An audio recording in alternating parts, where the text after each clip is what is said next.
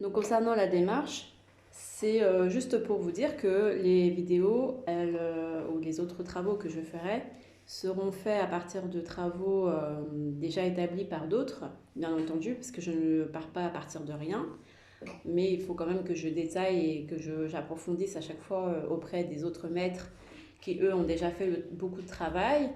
Et je suis pas là pour critiquer ni quoi, mais c'est pas pour autant que que tout ce qu'ils ont compris, ça soit 100% vrai, et moi tout ce que j'ai compris, que ça soit 100% vrai.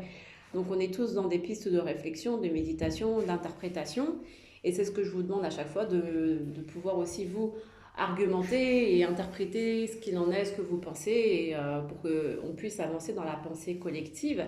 Mais bien entendu, le plus important, ce n'est pas de savoir si on a raison, ce n'est pas de savoir si l'interprétation est vraie, mais beaucoup plus simple que ça. Le plus important, c'est de savoir si l'autre en face de nous est assez évolué pour comprendre le cheminement spirituel, pour comprendre le cheminement intellectuel de tout ce qu'on essaie de véhiculer comme information vraie, entre guillemets. Parce que c'est ça le plus important, c'est la construction de l'humain et non pas la construction de la vérité. C'est la construction de cet humain, de cet homme et femme, du côté physiologique, psychologique et physique, de tout ce côté-là. C'est sa construction aboutie, voilà. C'est l'évolution de cet humain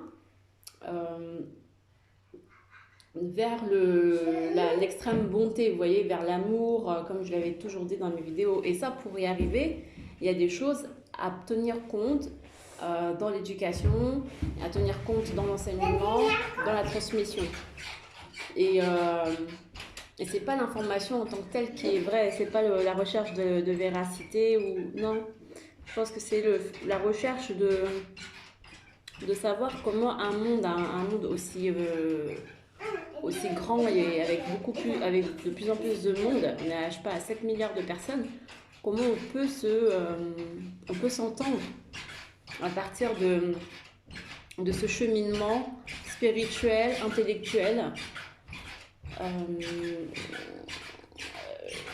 voilà, qui va vers l'extrême bonté comme définie par le divin, bien entendu. Parce que c'est ça, c'est que quand on essaye de faire notre propre définition à nous, bah, tout devient bancal et on ne comprend plus rien, tout se casse la gueule, hein, comme on dirait. Et alors que c'est ça l'erreur, c'est que plus on va dans la connaissance et plus l'humain, eh bien, il ne comprend pas que c'est Allah l'unique qui donne les directives, qui donne les conseils, qui donne le mode d'emploi, et nous, les serviteurs, qui essaient de comprendre, qui essaient de s'en approprier pour comprendre, mais pas de s'en approprier pour dire que c'est à nous, c'est que c'est notre œuvre.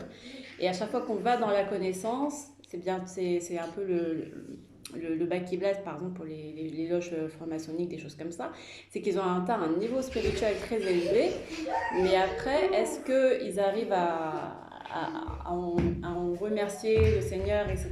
Là, ça, c'est toute la question. Et c'est pas pour autant que nous, quand on utilise avec le Coran, qu'on utilise le Coran, etc., qu'on doit se prétendre meilleur. Non, au contraire. C'est pas parce qu'on a les 99 noms d'Allah qu'on doit s'en enorgueillir et se dire qu'on est protégé de la folie de la connaissance. Au contraire, c'est encore pire même, je pense. Parce qu'on a tous les outils presque en nous. On a non seulement les études hébraïques, non seulement les études chrétiennes, etc. Et puis avec l'étude islamique. Donc on a tous les éléments presque, j'ai envie de dire, pour comprendre ce qui nous est demandé, pour remonter notre connaissance. Et c'est là encore plus le défi, en fait, c'est de savoir si avec toute cette connaissance, on va réussir quand même à faire évoluer cet humain qui est en nous vers de belles aspirations divines. Parce que accumuler des connaissances juste pour dire qu'on a appris telle ou telle chose, ça ne sert strictement à rien que juste se perdre dans l'idolâtrie de son ego, de son égoïsme et de se dire que la connaissance, on l'a acquise par nous-mêmes, par le fruit de nos efforts, alors que non. On sait bien que la connaissance, elle vient d'Allah et pas autrement.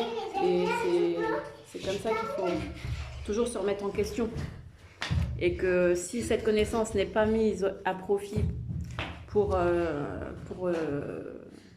la bienveillance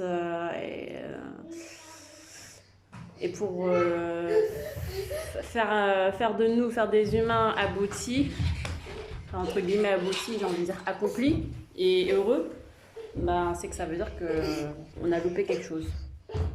Donc voilà, c'est juste des pistes de réflexion que j'essaye moi de vous donner par la grâce d'Allah, la permission d'Allah. Mais ce n'est en aucun cas la vérité, parce que la vérité, on ne l'a pas en fait. On ne l'aura pas. La vérité, elle n'existe pas. La vérité, elle est uniquement à Allah. Elle appartient uniquement à Allah et on le saura que quand tout sera fini, quand tout sera plié. Voilà. Merci. Salam alaikum.